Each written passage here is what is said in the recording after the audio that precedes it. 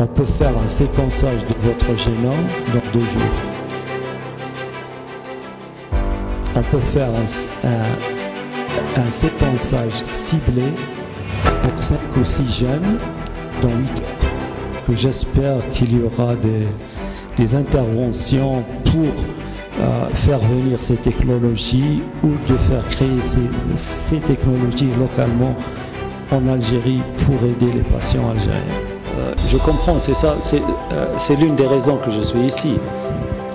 Parce que nous, en tant que chercheurs à l'étranger, on a vécu en Algérie, on est algérien. Et donc maintenant, c'est le moment de donner à l'Algérie.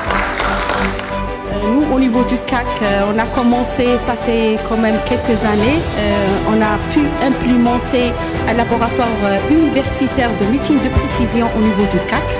Donc je vous propose, là c'est des propositions, ce n'est pas des questions, de mettre la main dans la main avec votre structure, une autre structure pour faire avancer. C'est pour moi un grand plaisir de m'adresser à vous cette matinée pour vous souhaiter à tous et à toutes très cordialement la bienvenue à l'occasion de la visite du professeur Hakim Jaballah au sein de notre université. Merci professeur d'avoir accepté notre invitation et merci d'avoir sacrifié de votre précieux temps pour être au rendez-vous. Donc je suis très heureux et honoré de présenter notre conférencier invité qui va nous parler des approches de découverte de médicaments en oncologie. Donc avant d'accueillir professeur Jaballah, je voudrais, si vous permettez, de présenter une biographie succincte de notre conférencier. Alors, il est titulaire d'un doctorat de l'université de Leicester en Angleterre, un postdoc au sein de la même université. Il a occupé plusieurs postes dans l'industrie pharmaceutique et biotechnologique en Angleterre et aux USA. Professeur au centre de cancérologie aux États-Unis, il a été à la tête de l'Institut Pasteur de Corée, professeur de l'Université des sciences et technologies de Corée et actuellement il est président du centre thérapeutique aux USA. Ses travaux de recherche portent essentiellement sur la découverte et le développement de médicaments dans divers domaines thérapeutiques.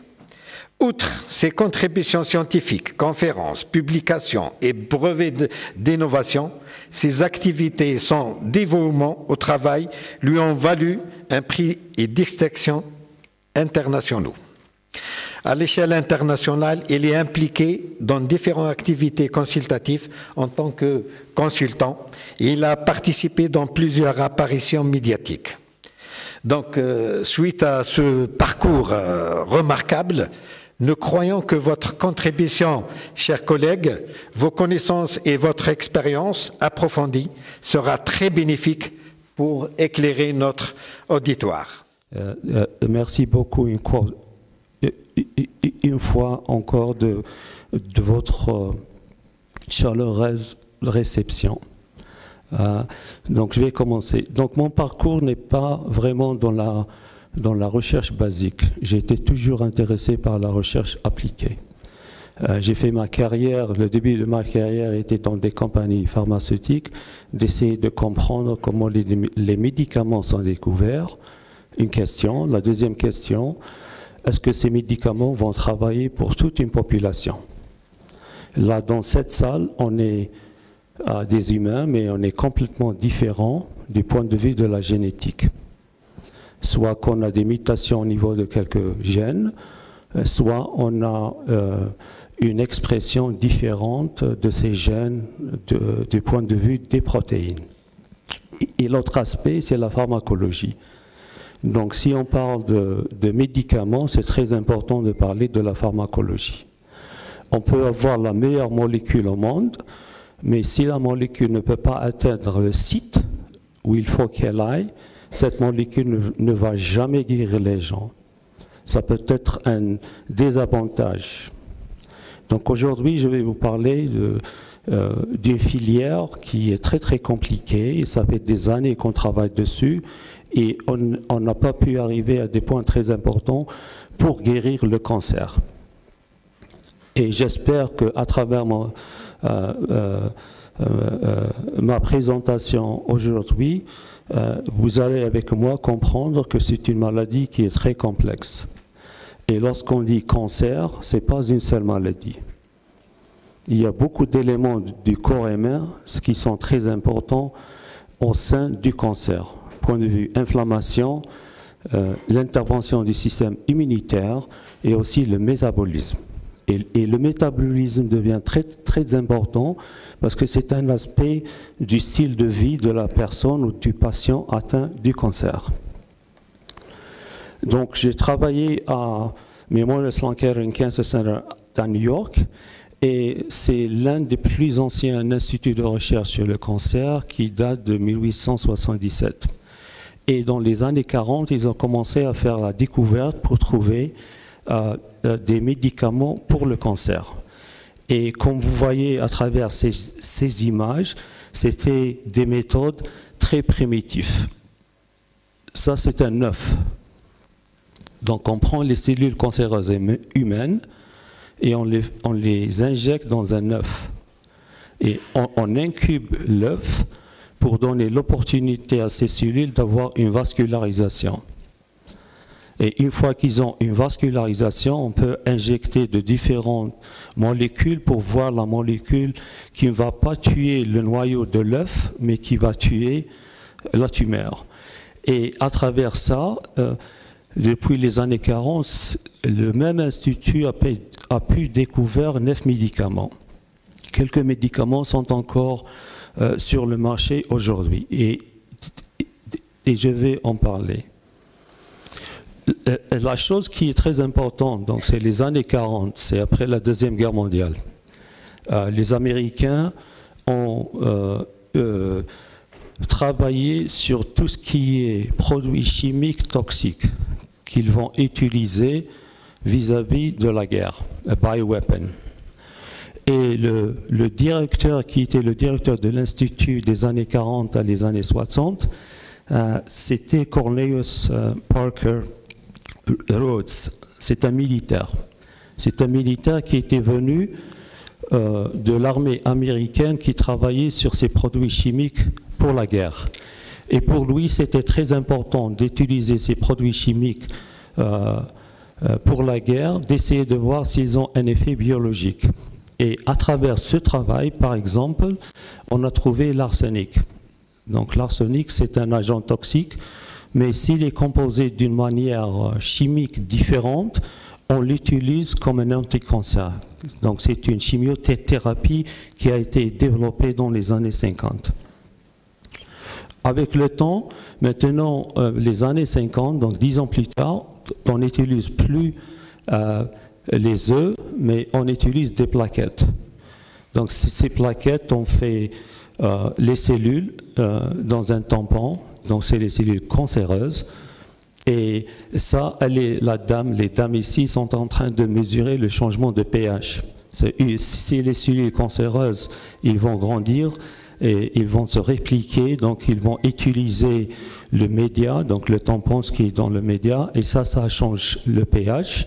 Et aussi d'utiliser de la microscopie qui était très très basique, donc des années 50. Et à la fin, donc c'est les médicaments qui ont été le résultat du travail plus de 3 dizaines d'années dans l'Institut. Et mercaptopurine, ça, c'est toujours utilisé, c'est un antimétabolite qui est utilisé actuellement à travers le monde comme de thérapie chimique. Ça, c'est la librairie des biomolécules qui ont été construites à l'Institut. Donc, ils avaient une collection de plus de 28 000 molécules. La majorité de ces molécules venaient de l'armée américaine. Donc, c'est des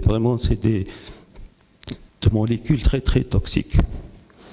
Alors pour le cancer, si vous imaginez un arbre de cancer, donc on a le tronc, on a les branches, on a les feuilles et on a les racines de l'arbre.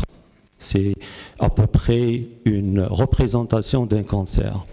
Ce qu'on veut achever, c'est de complètement détruire l'arbre du cancer, même avec les racines. Ça, c'est ce que tous les docteurs veulent, surtout les oncologistes. Mais la réalité, elle est complètement différente. Parce que ce qu'on peut tuer, c'est ce qu'on peut voir. Donc, si on a une tumeur avec des centimètres de dimension, on peut la voir. Si on a une tumeur avec des millimètres, on ne peut pas la voir. Donc, ça sera très difficile de la tuer.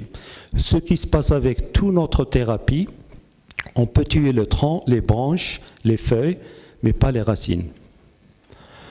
Et ça, on l'appelle minimum residual disease. Ça veut dire qu'on est arrivé à un point, on ne peut plus tuer les cellules cancéreuses. J'espère qu'il y a des biologistes ici, parce que je vais parler un tout petit peu technique. Donc les cellules cancéreuses, elles sont très intelligentes.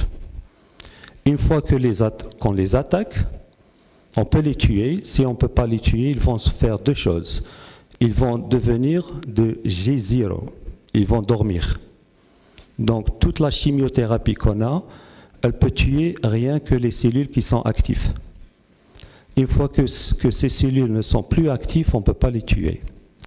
Ou ils passent de l'autre côté de quiescence.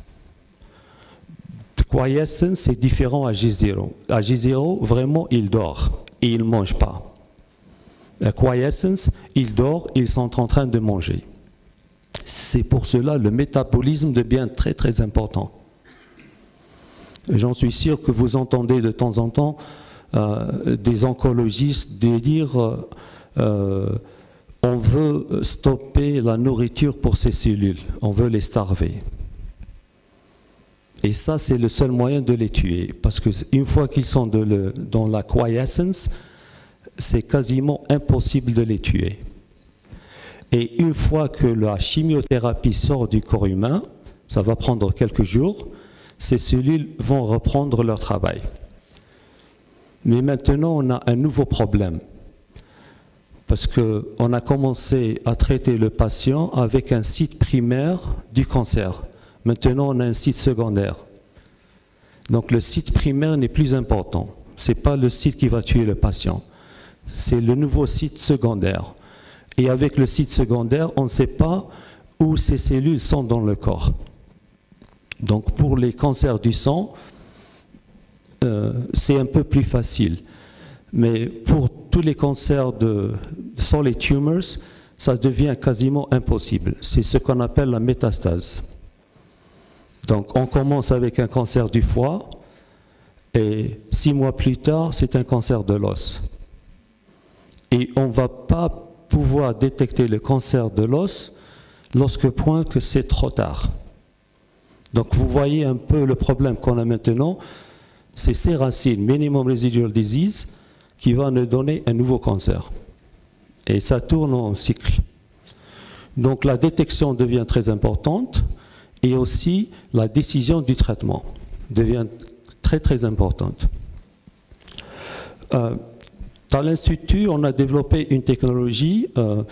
Il y a beaucoup de gens qui utilisent des plaquettes de 96 pouilles. Vous avez pu constater ça durant le Covid pour le dépistage.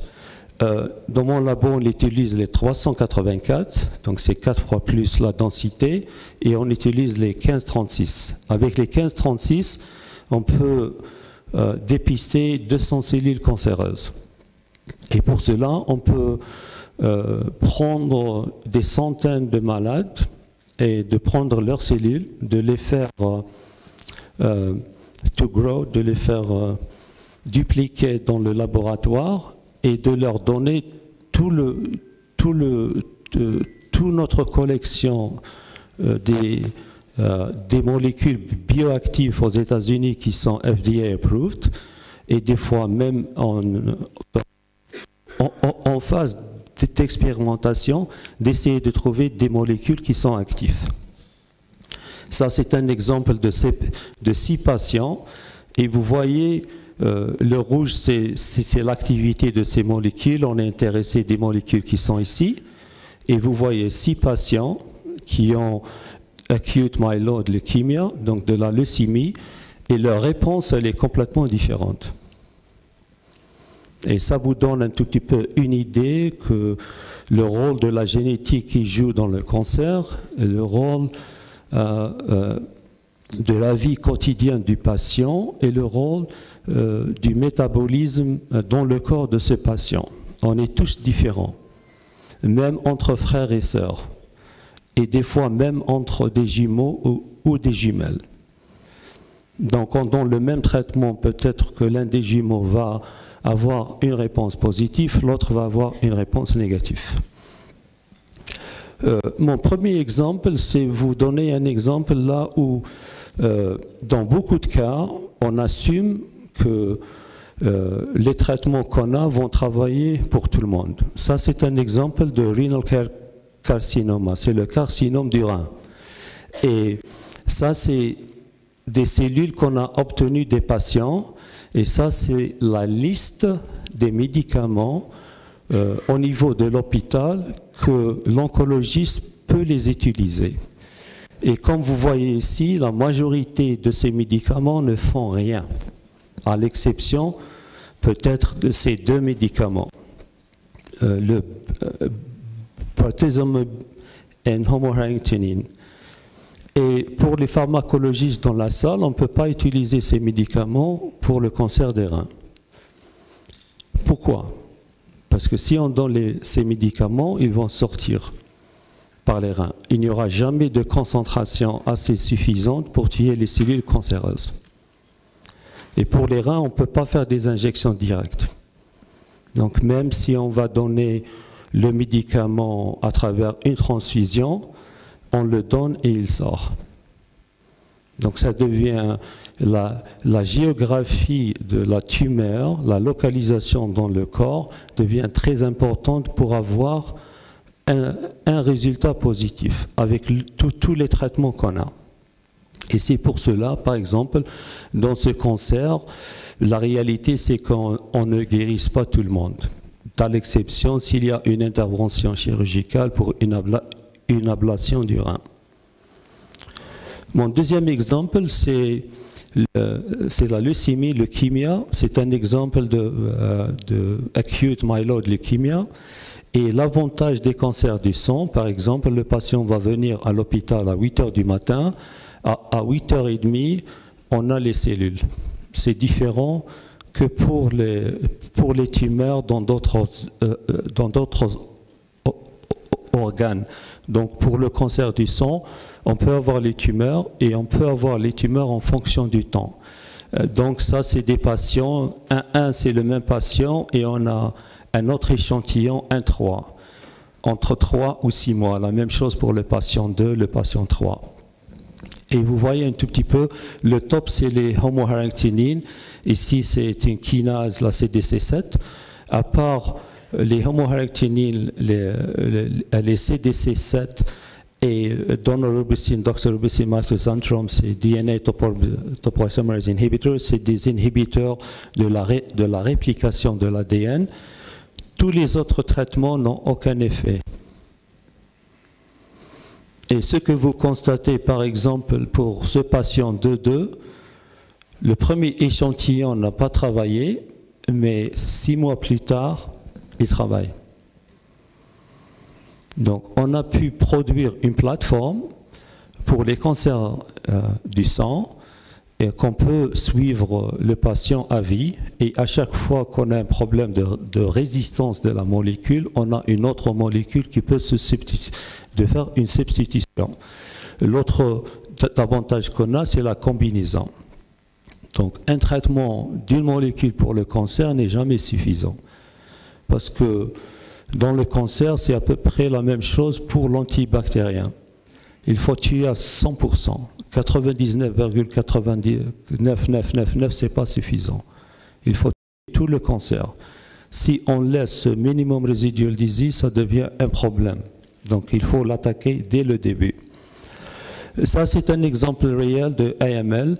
C'est une patiente de 33 ans et elle était complètement refractory. Refractory, ça veut dire tout le traitement conventionnel de AML n'a pas marché sur elle. Et Ces points-là qui montent et qui descendent et qui montent, ça c'est le blast, c'est le nombre de cellules cancéreuses dans le sang. Et la pauvre, à chaque fois, donc elle a commencé en novembre-décembre 2006, et ça monte, et une fois que ça monte ici, elle ne peut même pas marcher. Donc elle est au lit. Et lorsqu'elle vient à l'hôpital dans cette période, c'était pour faire une transfusion de moelle. Et ça ne marche pas parce que même pas une semaine après, ça revient. Encore pire que l'avant. Et c'était ce genre de cycle. Parce que tout traitement qu'on a, chimiothérapie, ça ne marche pas.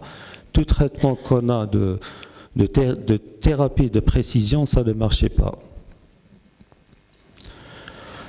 On a obtenu ces cellules en janvier 2007. On les a dépistées et on a trouvé cette molécule. C'est un antimétabolite. Et cette molécule s'est approuvée par le FDA, mais pas pour le AML. C'est approuvé pour un autre cancer. Et dans quelques cas, cette molécule est utilisée comme un antiviral. Et une fois qu'on a trouvé cette molécule, quelques mois après, on a commencé le traitement. Lorsqu'on lui a donné le traitement, et elle est rentrée chez elle, et elle est revenue à chaque fois pour avoir une prise de sang, on n'était pas content de voir que le blast commence à monter. Mais après, ça commence à descendre. Et pour les biologistes dans la salle, j'en suis sûr, ils ont une explication pourquoi c'est le cas. Pourquoi ça a pris quelques semaines, à peu près 2 mois, pour que le blast est descendu à 0. Pas de réponse? Ça, c'est exactement l'effet d'un vaccin. On fait la première dose et la deuxième dose, et après on a l'infiltration du système immunitaire qui va attaquer ces cellules cancéreuses.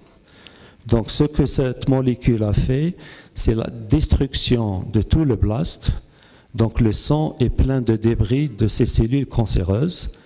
Et à conséquence de ça, ça introduit un élément d'inflammation qui va faire venir les macrophages. Et ici, c'est beaucoup plus les cellules du système immunitaire, les T-cells, cytotoxiques.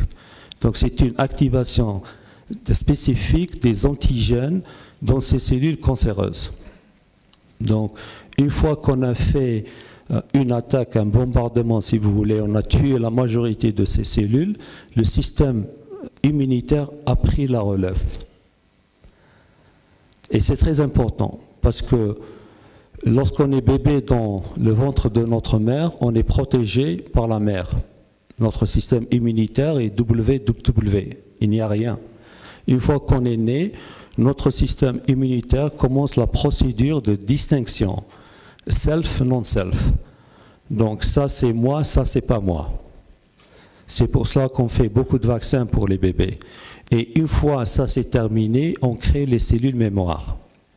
Donc ces cellules qui vont dire que cette protéine, c'est ma protéine, je ne vais pas l'attaquer. Mais malheureusement, avec l'âge, on développe d'autres maladies. Par exemple, le rhumatisme, qui est un problème associé avec le HSI de 60.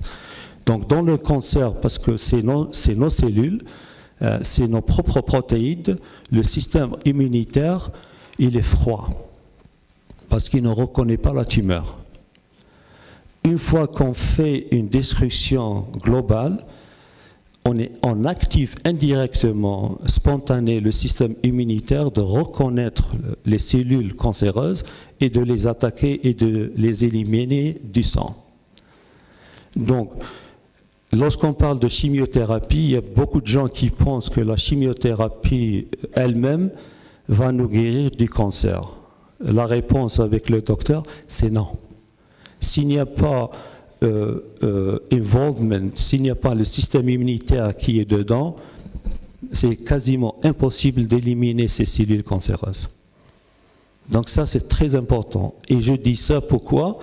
Parce que l'élément très important pour être sain du cancer, c'est le mode de vie. J'ai constaté les Algériens, on s'énerve tout de suite. C'est pas bien pour le cancer. Le cancer aime qu'on s'énerve tout de suite. Et ça va nous donner beaucoup de problèmes, surtout avec l'âge. Pour cette patiente, quelques mois plus tard, cette molécule n'a plus d'effet. Et vous allez me dire pourquoi. Parce qu'on a tué toutes les cellules qui étaient sensitives pour cette molécule. L'usine qui produit ces cellules, c'est la moelle. Donc il y a de nouvelles cellules qui sortent et ces cellules ont compris qu'il y a un danger. Et qu'est-ce qu'ils ont fait? Ils ont changé de stratégie. Parce que pour cette molécule d'entrer dans la cellule cancéreuse, il y a des protéines qui vont l'aider à entrer.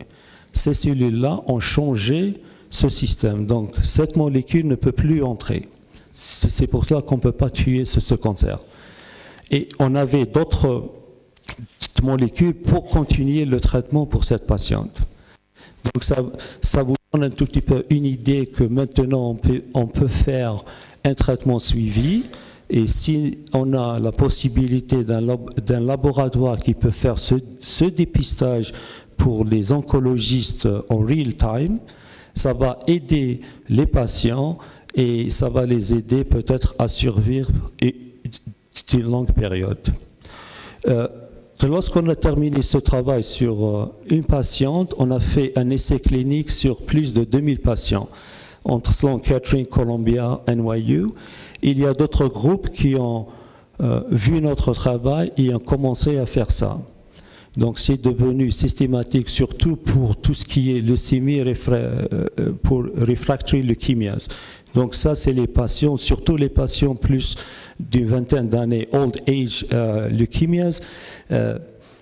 La résistance pour la chimiothérapie, c'est en flèche. Et le danger, c'est en flèche aussi. Et ça, c'est très important parce qu'il y a des cancers, si on les trouve à un âge jeune, on peut les traiter, mais à un certain âge, ça devient un peu difficile à les traiter.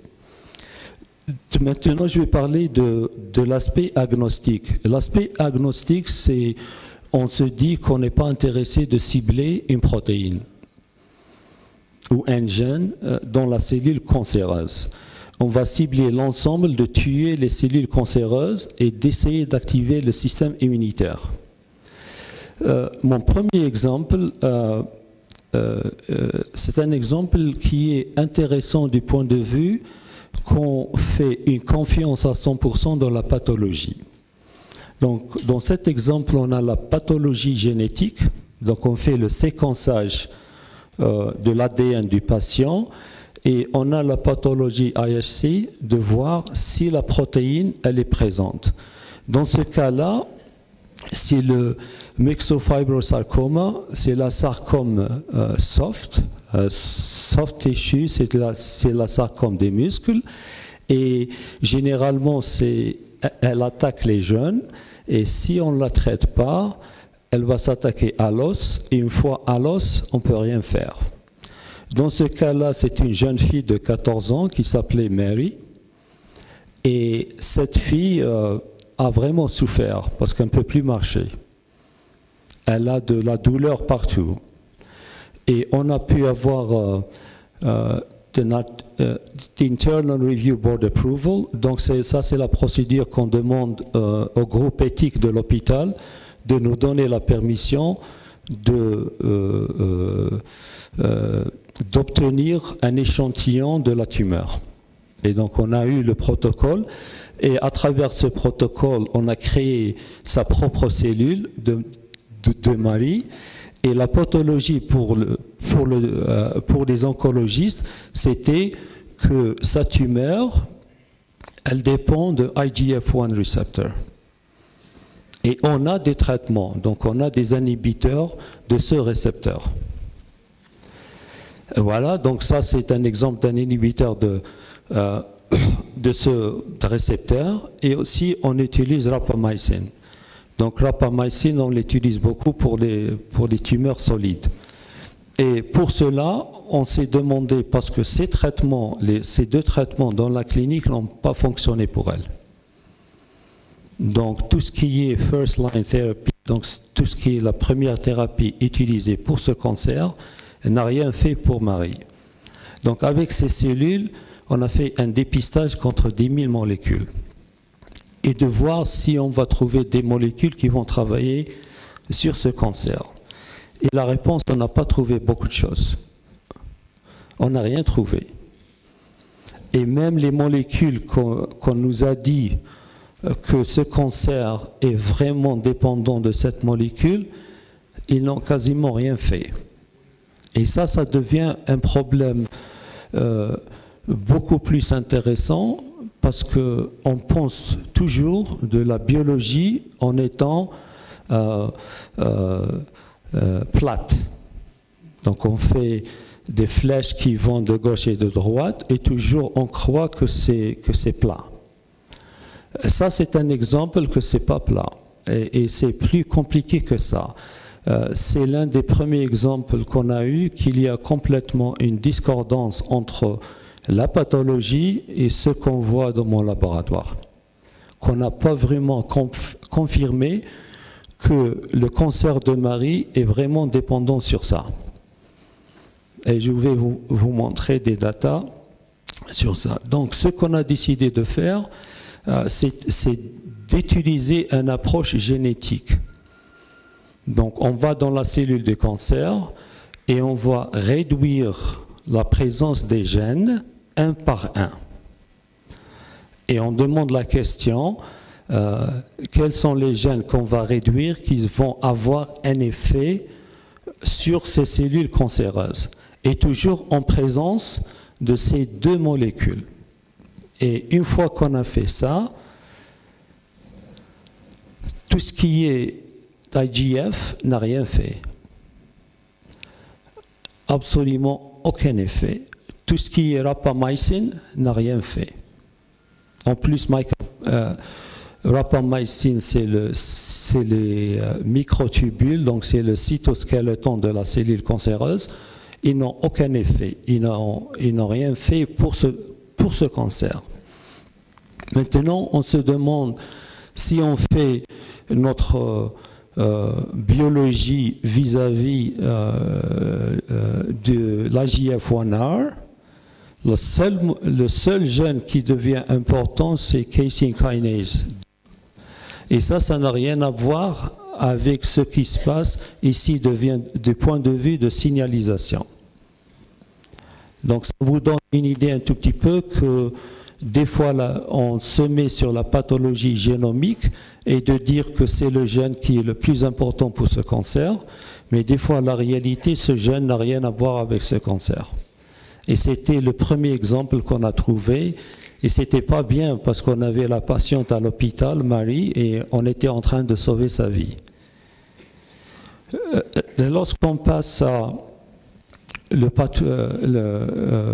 pathway pour le mTOR, on trouve beaucoup de gènes qui nous donnent une réponse positive, mais on n'a pas de traitement pour ça. Donc on a commencé avec une protéine, le IGF-1R. C'est ce que la pathologie nous a dit. Et c'est avéré que ça n'a rien à voir avec ça. On a trouvé un nouveau pathway. Et malheureusement, pour ce pathway, on n'a pas de traitement. On ne pouvait rien faire pour la pauvre Marie. Et donc, quelques mois plus tard, elle était décédée, la pauvre. On ne pouvait rien faire pour elle. Mon deuxième exemple, c'est le cancer de l'œil. Moi, je suis très intéressé par tout ce qui est cancer pédiatrie. Et le cancer de l'œil, c'est un cancer génétique. C'est un cancer où les cellules n'ont pas la protéine RB, donc ils sont complètement RB-null. Il n'y a pas d'RB. Et j'en suis sûr, pour les oncologistes, c'est quelque chose qu'ils ont vu. Pour les biologistes, dans tous les cancers, lorsqu'on attaque les cancers, on tire les cellules et les cellules elles vont disparaître. Le cancer de l'œil, ça c'est la tumeur avec sa vascularisation. Lorsqu'on la traite et le traitement travaille très bien, il y a une calcification de la tumeur. Parce que c'est la tumeur, elle vit dans le vitreous, dans l'œil. Donc il n'y a pas un moyen pour les déchets de l'œil de sortir. Donc le seul moyen de sortir, c'est à travers le nerf optique. Mais une fois que ça devient d'une taille assez importante, c'est difficile de sortir. La majorité du temps, la tumeur avant le traitement et la tumeur après le traitement. Aucun effet. Donc c'est un cancer qui est dans l'œil, c'est un cancer où la majorité du temps, le site primaire qui est l'œil ne tue pas l'enfant. C'est une fois que ces cellules se détachent, ils vont migrer vers le nerf optique, ils vont sortir avec le nerf optique, ils vont se retrouver au niveau du foie. Une fois qu'ils sont au niveau du foie, le site primaire n'est plus important. C'est le site secondaire. Donc tous les décès qu'on a qui sont liés au rétinoblastoma, ce n'est pas le site primaire qui les tue, c'est le site secondaire. Généralement, c'est un cancer du foie qui n'est pas lié à un carcinome et qui devient beaucoup plus compliqué à traiter. Donc on a travaillé sur ça, on a trouvé des molécules de la famille de cardenolites qui travaillaient très bien sur ce cancer. On a fait des essais au niveau de la souris et on peut, si vous voulez, guérir la souris de ce cancer. Donc après, ça c'est le contrôle. Après 7 jours, 14, 19 jours, ici il n'y a plus de tumeur. Ça c'est la tumeur sans traitement, le tumeur avec un traitement. Le poids de l'animal n'a pas beaucoup changé. Et c'est un traitement qu'on donne aux gens qui ont un problème cardiaque. Donc aux États-Unis, c'est obligatoire d'avoir des cardiac glycosides au niveau de la pharmacie de l'hôpital. Et pour faire ça, David Abrams, mon collaborateur, a des méthodes qui s'appellent intra-arterial chemotherapy. Donc on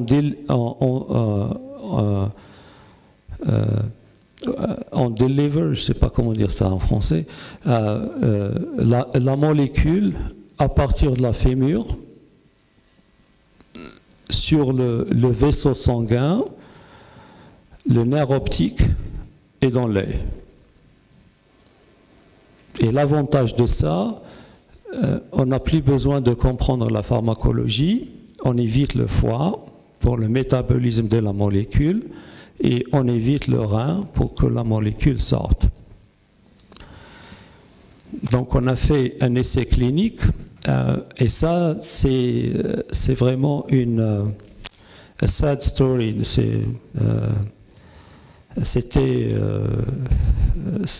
malheureux pour nous qu'on n'a pas pu sauver l'œil. Un joli garçon de 4 ans, l'œil gauche a été coupé, maintenant c'est l'œil droit. Et il était au stade 3, ça c'est la tumeur, et si vous voulez c'est la tumeur mère dans l'œil, et on a toujours peur de ces petites tumeurs qui se détachent.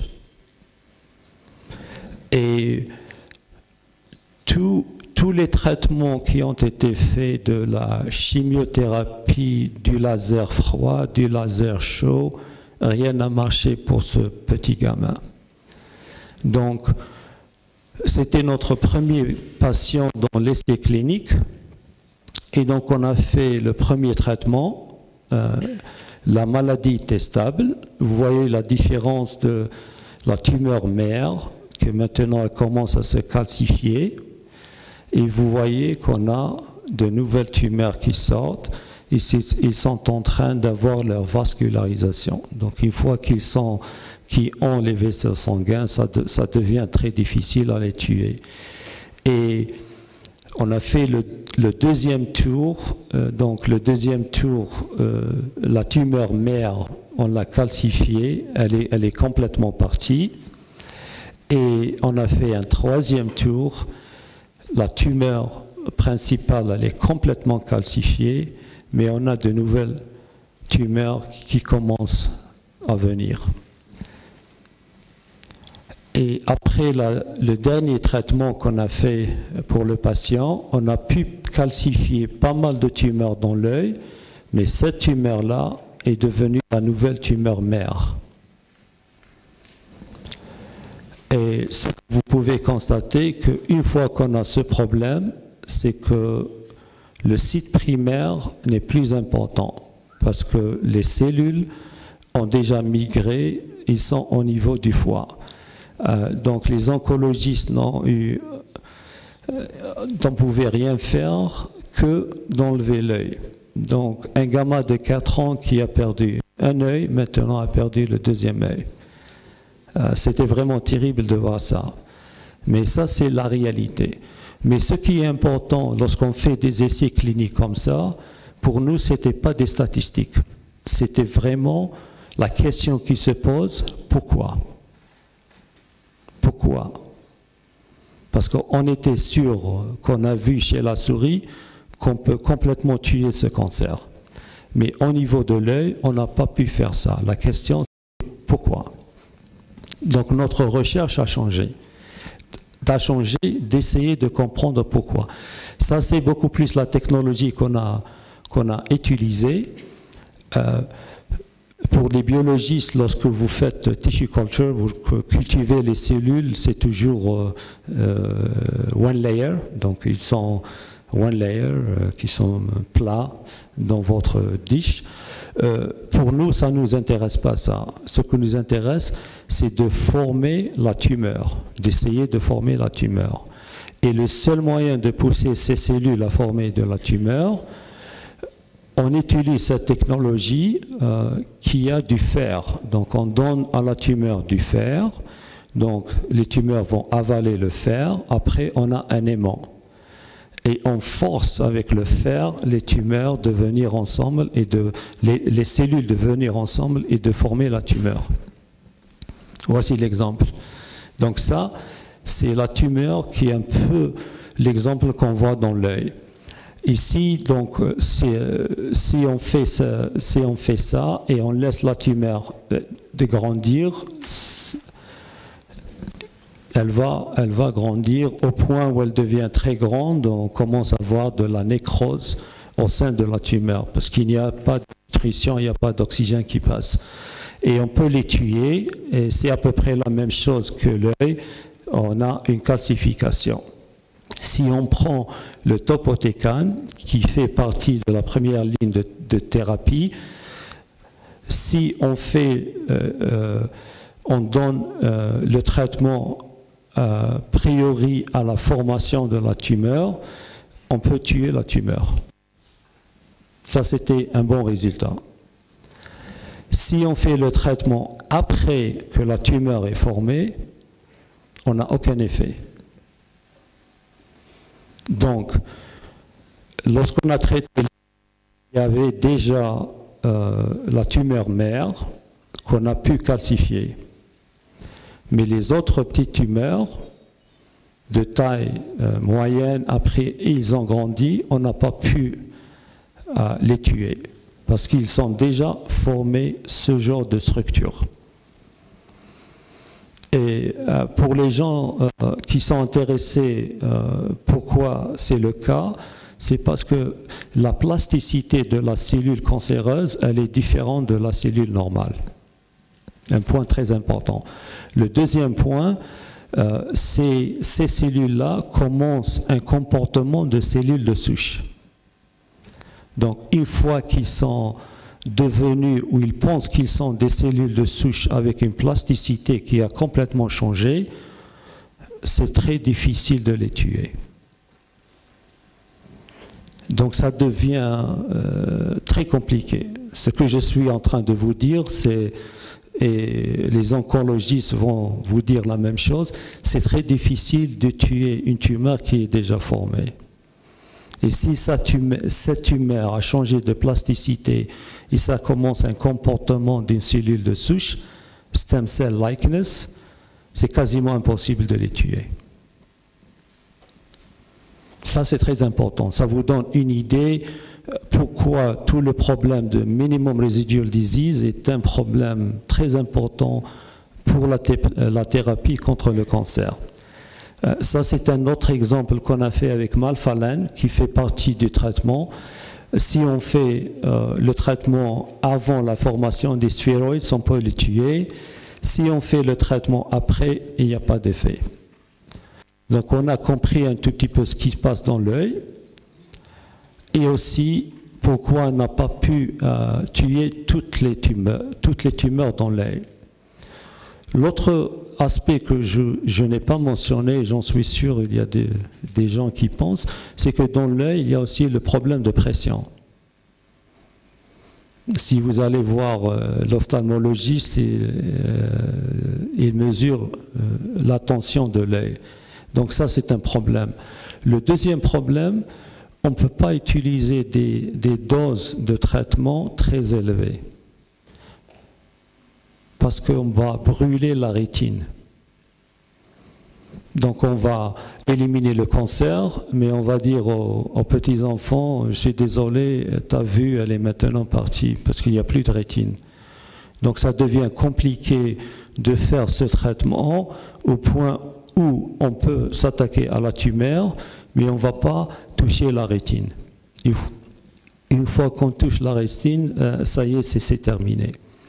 Ça, c'est un autre exemple. La même chose, de cisplatine, avant le traitement, on peut tuer ces cellules. Après, il n'y a rien. On ne peut pas les tuer. Le troisième exemple, c'est comment on peut s'attaquer à cette plasticité et le comportement de ces cellules comme des cellules de souche. Une fois qu'ils forment la tumeur, c'est difficile. Donc, est-ce qu'on peut faire une reprogrammation? On va reprogrammer la génétique de la cellule pour que ces cellules vont se séparer. Si on peut faire ça, c'est très facile de les tuer. Donc, on va partir de la tumeur mère, on va essayer de rendre ces cellules individuelles. Une fois qu'elles sont individuelles, ils vont perdre la plasticité, ils vont perdre le comportement de cellules de souche. Et s'ils vont faire ça, ça sera très facile de les tuer. Donc on a fait ça, et ça c'est les résultats qu'on voit. C'est très très intéressant. Donc ça c'est des différentes molécules qu'on a utilisées. Dans ce cas-là, on peut faire le reversal. Donc on a commencé par la tumeur qui est formée. Et après 7 jours, on a tué cette tumeur. La même chose ici, c'est des cellules individuelles qui sont faciles à tuer. Mais on a cette molécule-là qui a tourné ces cellules noires. Et ça, c'est une question pour les biologistes ou les étudiants en médecine dans la salle. Pourquoi ces cellules sont devenues noires? Ce n'est pas une question piège, hein? Parce qu'on a reprogrammé ces cellules, et pour cette molécule, on a reprogrammé ces cellules de produire la métalloline. Une fois qu'ils produisent la métalloline, elle devient noire. Donc ça, c'est exactement ce que, peut-être pas beaucoup de vous, mais il y a quelques-uns d'entre vous qui font le bronzage artificiel. Pas devenir noir, mais devenir un peu de couleur marron. Donc c'est une reprogrammation de la cellule de la peau. Ici, on a fait une reprogrammation de la cellule de l'œil. Et la même chose pour un autre cancer, RBC, c'est des cellules d'une autre patiente. Et on voit à peu près la même chose avec la molécule qui tourne la cellule noire. Donc maintenant, on a une méthode de traiter ces patients. Donc on leur donne une thérapie adjuvante. Donc la tumeur, on va la disperser. Et une fois que c'est dispersé, on peut l'attaquer avec tout ce qu'on a comme arsenal de chimiothérapie. Et on fait la même chose. Ici, c'est un autre exemple, à peu près la même chose. Si on prend des cellules normales, on les injecte chez la souris, on n'a rien. Si on fait une reprogrammation de ces cellules, et vous voyez comment ces cellules sont plates, et ici, elles commencent à former.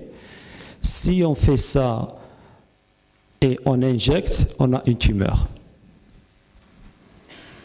Donc cette reprogrammation, on fait deux choses. On change la plasticité de la cellule et on change le comportement. Et une fois qu'on fait ça, ces cellules deviennent addicted. Donc maintenant, elles vont grandir et si on ne les traite pas, ça commence à grandir, ça commence à grandir. Et des fois, on a des tumeurs qui pèsent des kilos. Et dans ce cas-là, donc on voit la même chose, qui forme ça. Une fois qu'ils forment ça, exactement le même problème. On ne peut pas les tuer. Mais on peut faire du dépistage. Donc ici, c'est les cellules qui forment les tumeurs. Donc c'est une sphère. Et on peut trouver des molécules qui commencent à faire une reprogrammation de ces cellules. Si on arrive à faire ça, ces cellules cancéreuses sont très faciles à éliminer. Si on ne peut pas faire ça, s'il y a une vingtaine de tumeurs, on peut tuer 5-6 tumeurs. Les autres tumeurs, on ne peut pas les toucher. Et ces 6 tumeurs ont une vascularisation très importante, ça va être très très difficile de les tuer. Donc, dans ce cas-là, on a pu trouver des molécules. Les tumeurs, ici, ils forment les sphéroïdes. Et avec la molécule 534, ces cellules sont dispersées. Une fois qu'ils sont dispersés, ces cellules sont très faciles à éliminer. Et donc, là, on a pris une approche agnostique, qu'on n'est pas intéressé de connaître la cible, mais on est en train de changer le comportement et la physiologie de la cellule. Et l'application de ça, à l'exception des cancers du sang, c'est pour tous les autres cancers. Si on peut faire ça, pas nécessairement guérir, mais la qualité de la vie des patients va changer. Donc on peut prolonger leur vie, ils vont avoir à peu près une vie normale. Avec cette molécule, on a fait les mêmes essais chez la souris. Donc ça, c'est la tumeur. Avec notre molécule, on peut réduire ça en fonction de temps. Donc ça fait partie de ce qu'on appelle adjuvant therapy. Donc on fait ce traitement en premier lieu, on attend et après on vient avec les premières lignes de thérapie pour ce cancer. Mon dernier exemple, c'est actionable targets. Et je vais parler rien qu'une seule protéine qui est très importante. Ça, c'est le cycle cellulaire de G1AS. Donc ça, c'est ce qu'on appelle le fork formation. C'est là où l'ADN va se diviser pour faire la réplication, pour générer les deux cellules. Okay? D'une cellule à deux cellules. Et la kinase, la CD7, elle est très importante pour ça, parce qu'elle va faire la phosphorylation de la CD6. Une fois que la CD6 est phosphorylée, elle va être détruite. Si elle est détruite, le CDT1 a détruite. Après, c'est le recrutement de MCM de cette complexe avec la DNA polymerase. Et ça, on commence la réplication de l'ADN. Chez une cellule normale, cette phase, elle est très contrôlée. C'est la différence entre nos cellules normales vis-à-vis d'un virus ou vis-à-vis d'une bactérie. Les virus n'ont aucun contrôle de mutation. Donc, une fois qu'ils commencent leur réplication, s'il y a des mutations, ça fonce. Une cellule normale, on a l'accélérateur et le frein. S'il y a un problème de mutation, c'est le frein. Et ces cellules vont être détruites. Si on a un cancer, c'est l'accélérateur, il n'y a pas de frein. Donc ces cellules continuent à se diviser, à se diviser, à se diviser, et un jour vous passez voir le docteur et votre tumeur elle a 2,5 kg. Et s'il n'y a pas d'intervention, elle peut aller jusqu'à 5 kg. Donc tout le système de nutrition de votre corps ne va pas vous nourrir, va nourrir la tumeur. Donc on a travaillé sur ça, on a fait un dépistage des molécules, et ici on a travaillé beaucoup plus sur les molécules de source naturelle. Ce n'est pas des molécules synthétiques. Et l'Algérie, elle a une biodiversité très importante qui n'est pas encore exploitée par rapport à d'autres pays, par rapport aux États-Unis, l'Australie, la Malaisie. Parce que les molécules naturelles, moi j'aime les molécules naturelles, c'est des molécules qui ont évolué sur des millions d'années. Ils ont une relation avec la biologie. Les molécules synthétiques, c'est des molécules artificielles. Et c'est des molécules problématiques. On a un problème de métabolisme, un problème de toxicité, et on a un problème des effets secondaires. Avec les molécules naturelles, c'est un peu différent. Le dosage il est différent, la pharmacologie elle est différente, et l'effet thérapeutique a beaucoup plus de bénéfices que les molécules synthétiques. Donc on a trouvé la molécule MSK747, et c'est une molécule qui fait exactement ce que je vous ai dit. Ici, c'est les cellules qui font leur cycle, et là, c'est la G1S. On a 2 contenus d'ADN. On passe ça, et les cellules sortent de leur cycle. On donne cette molécule, et là, ils sont complètement arrêtés. Et une fois qu'ils sont arrêtés à G1S, ils vont penser pendant quelques minutes, et après, la procédure d'apoptose va commencer, et elles vont être détruites par apoptosis. Donc on va les éliminer d'une manière naturelle. On peut faire la même chose de faire le cycle, et ça c'est l'incorporation de thymidine, qui est très importante pour l'ADN. Et donc si on bloque ça, on n'a pas généré de nouvel ADN parce qu'on n'a pas fait la division pour la division cellulaire. Et si on ne fait pas ça, on va doubler le contenu de l'ADN jusqu'à ce qu'ils sortent de leur cycle. Lorsqu'on prend cette molécule dans un exemple qui est l'un des de leucémie les plus agressifs, c'est Philadelphia Chromosome Acute Lymphoblastic Leukemia. Et vous voyez ici le contrôle. Donc ces cellules-là, parce que c'est un cancer de sang, on les injecte dans la queue de la souris. On fait tail injection, et après 3 jours, on peut démontrer la même pathologie que chez l'humain, jusqu'à la pénétration CNS. Et après 27 jours, 6 souris ne peuvent même pas marcher. Elles vont mourir, ce n'est pas le cancer qui les tue. Elles ne peuvent même pas marcher pour aller boire ou pour aller manger, dans une petite cage, qui vous donne un tout petit peu l'exemple. Donc chez l'humain, lorsqu'ils sont dans le chronic blast, c'est le même effet qui se passe.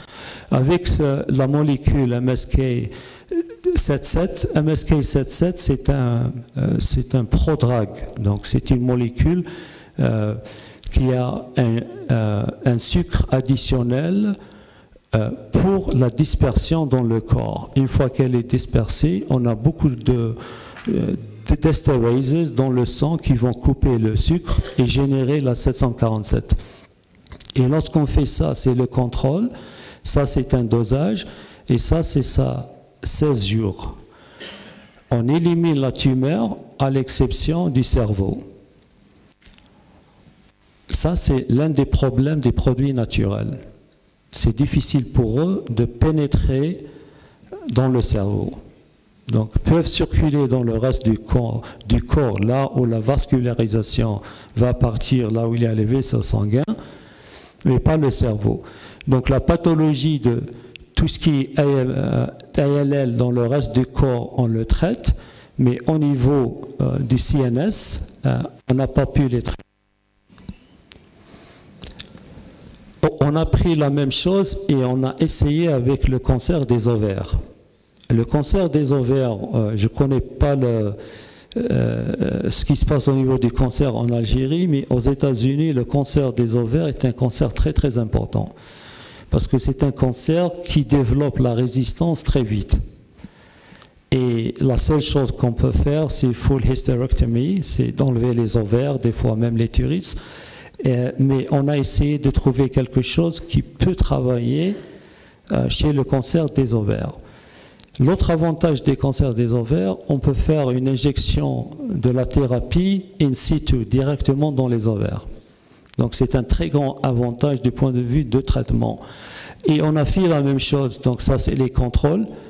Vous avez la tumeur qui est très très bien développée, et avec un dosage, et après 42 jours, un dosage de 3 mg/kg, on peut éliminer la majorité de la tumeur. Et j'en suis sûr que vous pensez que vous avez fait ce travail, donc cette molécule elle est sur le marché, on va l'utiliser. Non. La découverte, c'est pour cela, des fois c'est très important de chercher chez les molécules qui sont déjà sur le marché. Parce qu'une fois que vous trouvez un effet thérapeutique, le docteur peut les utiliser, sans passer par le FDA par exemple. Si vous avez une nouvelle molécule, ça va prendre du temps. On a commencé ce travail en 2007. On est en 2024. En 2024, on vient de commencer les essais cliniques. Donc 17 ans après qu'on arrive chez l'humain. Et l'avantage, c'est une molécule naturelle qui est produite par une bactérie. Et la couleur, c'est une couleur violet. Donc on peut faire tout cela. On a eu des réunions avec le FDA américain. Et après ça, on a l'Institut a donné la licence à une compagnie biotech. Et ils ont commencé maintenant, on est dans la phase 2. Donc ça veut dire qu'on a perdu 17 ans pour arriver à ce point-là, et on va attendre peut-être jusqu'à 5 ans. Donc de la conception d'avoir un traitement, facilement ça va prendre une vingtaine, une trentaine d'années. Mais chez les patients, ils ne vont pas attendre une vingtaine, trentaine d'années. C'est pour cela on est en train de jouer un jeu avec le cancer. On fait un pas à l'avant, parce que ça va prendre 24 ans, le cancer va faire 6-7 pas en avant. Une fois qu'on a ce traitement, on a perdu beaucoup de vie, et pour faire le même cycle, ça va devenir le même problème. Donc, pour faire un résumé, le cancer n'est pas une seule maladie. Le cancer est un mélange de maladies, et ça dépend de cas à cas. On est tous dans cette salle, et j'en suis sûr, il y a des gens qui disent « Moi, je suis sain, je n'ai pas de cancer ». On a tous un cancer. Pourquoi? On est mécanique.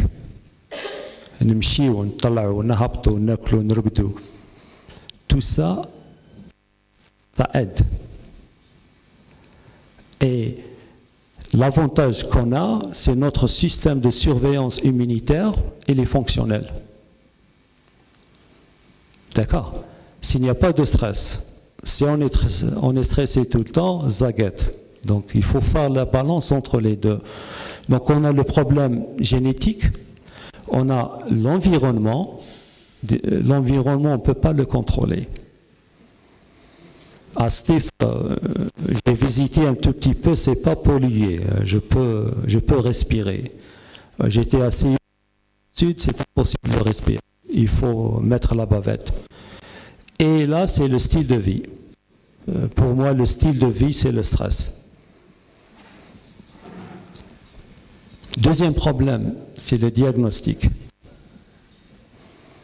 En Algérie, نشتيو نتزاو. أي معليش أي تروح، أي معليش أي تروح. ونهار الزاقة, vous allez chez le docteur, c'est un peu trop tard. Donc, lorsqu'on dit que les femmes, par exemple, le mammogramme, c'est pas qu'on parie comme c'est important de le faire. Pour le cancer des ovaires, le smear test, c'est la même chose. Parce que si le docteur trouve le cancer assez tôt, la prise en charge elle est plus facile. Si le cancer il est un peu tard, c'est très très difficile et vous allez souffrir. Et après on a les traitements. Je ne connais pas beaucoup ce qui se passe en Algérie, mais je vais vous donner un résumé de ce qu'on fait aux États-Unis. Donc on a les small molécules, donc on a la chimiothérapie, on a l'anti-angiogénique. Comme je vous ai dit, si on va couper la nourriture à ces cellules cancéreuses, on va les tuer. Parce qu'une fois qu'ils forment la vascularisation aux alentours, c'est un peu trop tard. Et on fait targeted therapy. C'est une thérapie ciblée. Le cas du cancer du poumon, c'est EGFR, par exemple. Dans le cas du pancréas, c'est le RAS, par exemple. C'est des thérapies ciblées pour ces oncoènes. On fait encore aussi de larges molécules, c'est les anticorps. Que maintenant, on sait bien les faire, on sait bien les utiliser et on les voit avec des effets très importants. On a des anticorps qui ont la monothérapie, donc qui reconnaissent une seule cible. On a qui ont la bithérapie ou la trithérapie, qui reconnaissent d'autres cibles. Et on a eu beaucoup de succès avec ces anticorps jusqu'au point où il y a une mutation. C'est ça le problème du cancer. Tout est bon, une mutation, la thérapie elle est terminée, surtout pour les anticorps. Et on a les anticorps couplés avec ADC. Des anticorps avec des poisons attachés ou de la radioactivité attachée pour avoir une thérapie ciblée. Donc ils vont reconnaître la tumeur, donc tout ce qui est toxique va tuer la tumeur et tout ce qui est radioactif va tuer la tumeur. On a ici la thérapie cellulaire, donc les bone marrow transplants qui se font depuis des années. Maintenant, on a la CAR-T thérapie. C'est l'activation du système immunitaire à reconnaître les cellules cancéreuses. Cette thérapie marche très bien chez les cancers du sang, mais on commence à avoir de bons résultats chez les cancers des tumeurs solides. Ce n'est pas encore à 100%, mais on arrive. On commence à avoir des vaccins. Et ça va être game changer, ça va être quelque chose d'important. Par exemple, si on parle des cancers chez la femme, généralement, il y a 2-3 protéines ciblées, le BRCA par exemple, pour le cancer de sein, cancer des ovaires. On a un vaccin qui va faire des anticorps contre les mutations de BRCA1. On peut déjà vacciner à donc il y aura une protection chez la femme et ça va être idéal. Pour moi ici, c'est positif parce que j'ai fait un entretien avec Radio 3 il y a quelques mois sur la variole du singe qui est en train de faire de la peur pour tout le monde. Ce qui est intéressant, c'est que ces vaccins, on les appelle oncolytic viruses. Et l'un des vaccins qu'on utilise exactement maintenant, qui est chez l'homme, dans la clinique, c'est la variole du singe. Donc on est en train d'utiliser ce virus pour faire des vaccins. Il y a des gens qui nous disent que ce virus va tous nous tuer. Et moi je trouve ça un peu bizarre. Parce que il faut qu'on ait un virus qui a un contenu d'ADN assez grand. Par exemple, on ne peut pas utiliser des virus à base d'ARN. Le cargo, il est limité de ce qu'on peut ajouter en tant qu'antigène cancéreux. Lorsqu'on a un virus à base d'ADN comme la variole du singe, on peut ajouter des centaines d'antigènes. Donc vous pouvez imaginer le multivalency du vaccin. Et si on peut arriver à ça, je pense qu'on ne va pas guérir le cancer à 100%, mais on va réduire la présence du cancer en fonction du temps. Et si on peut vacciner à la jeune, ça va donner, je pense, des résultats très importants. On a la radiothérapie, donc la radio externe, interne, et on a la chirurgie. Des fois, la chirurgie, si on est à une étape au début du cancer, c'est facile, après ça devient très compliqué.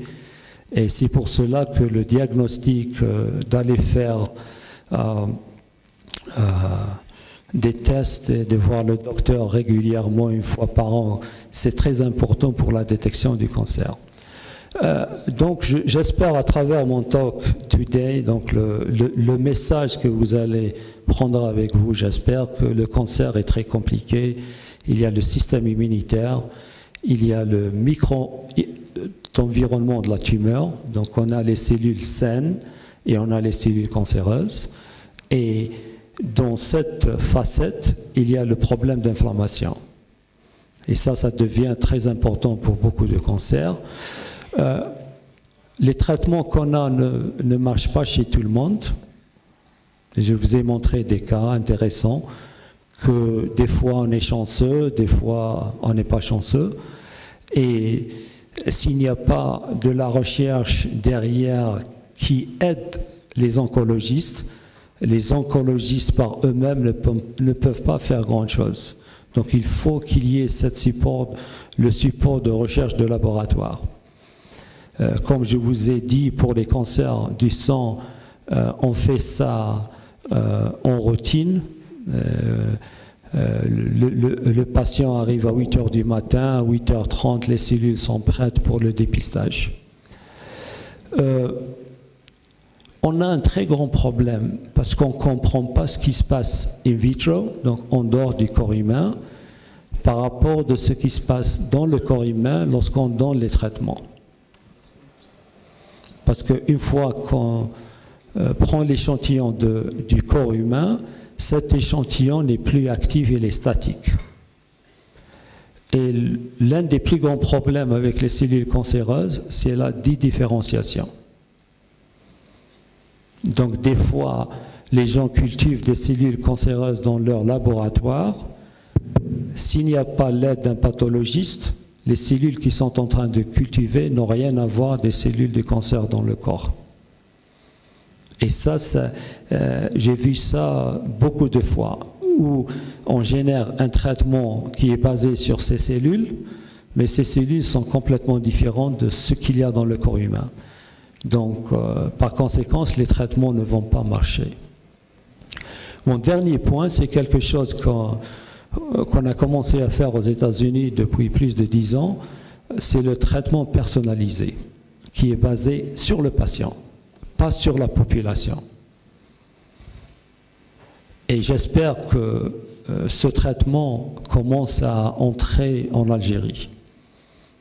J'espère que des universités comme votre université avec le CAC, vous avez le CHU qui n'est pas très loin d'ici, que vous allez avoir des ponts de collaboration et d'essayer de bien vraiment aider les malades qui sont dans la clinique. Moi personnellement, dans l'hôpital où j'étais, si je suis sur le service des cancers des adultes, et je vois ces malades, ça ne me touche pas beaucoup.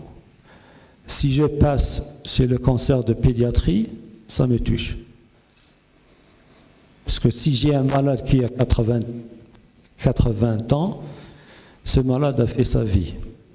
Si je peux faire une extension de vie avec une qualité de vie, c'est une bonne chose. Si je vais voir un malade qui a 3 ans, avec une leucémie qui n'a rien fait, ça touche. Et c'est pour cela, tout ce qu'on fait maintenant du point de vue de la thérapie personnelle, on voit déjà qu'on a beaucoup de résultats, surtout la qualité de vie. J'en suis sûr, dans votre famille, vous avez un membre de famille, votre voisin qui est atteint du cancer, qui a fait de la chimiothérapie, et vous les avez vus durant le traitement de la chimiothérapie. Ce n'est pas quelque chose de bien. Ou le traitement de la radiothérapie. Donc bien qu'on est en train de les aider, leur qualité de vie change. Et ces gens-là veulent bien mourir que d'endurer ça. Et on veut changer ça, on veut faire une thérapie ciblée pour le patient lui-même, basée sur la génétique du patient, et d'essayer d'améliorer la vie, et en même temps, la qualité de la vie, elle est bonne. Donc, en conclusion, tout ce qui est découverte de ces molécules, ça a commencé 2000 BC. C'est pas nouveau. Et j'en suis sûr que vous connaissez que la première drogue, la première thérapie sur Terre, c'est la morphine. C'est pas le café. Parce qu'il y a beaucoup de gens qui me disent, lorsque je pose cette question aux étudiants, la caféine, c'est la morphine. Et on a fait toute une évolution avec le temps. Il y a des technologies qui n'ont pas bien marché, comme la thérapie génétique, par exemple. Elle a marché durant le Covid avec les vaccins à base de messager ARN, mais pour le cancer, ils n'ont pas marché. Les anticorps qu'on a développés dans les années 80, on ne pouvait pas we couldn't humanize them, parce qu'on fabrique ces vaccins chez la souris. Et la souris a tout un système immunitaire différent de chez nous. Donc de rendre ces anticorps compatibles à l'humain, ça a pris plus de 30 ans. Vous savez, le cancer n'est pas en train d'arrêter pour nous attendre. Le cancer, il va vite et on est en train d'essayer de le rattraper. On a développé beaucoup de technologies, surtout la technologie génétique. On peut faire un séquençage de votre génome dans 2 jours. On peut faire un séquençage ciblé pour 5 ou 6 gènes dans 8 heures. Donc déjà, on peut donner l'information à l'oncologiste au départ que on a ça, avec la pathologie, que le traitement sera très bien développé et va aider. Maintenant, on a la thérapie cellulaire. Donc avec le CAR-T, ça commence à changer ça. Et j'étais un peu déçu parce que j'étais à Alger, j'ai demandé s'il y a des centres en Algérie qui ont déjà reçu le CAR-T, qui commencent à faire le CAR-T, la réponse était quasiment non. Donc je pense que dans l'ère de Millennium, avec ce on est en train de souffrir du cancer, que j'espère qu'il y aura des interventions pour faire venir ces technologies ou de faire créer ces technologies localement en Algérie pour aider les patients algériens. Merci beaucoup pour votre attention et si vous avez des questions, je suis prêt à essayer de répondre.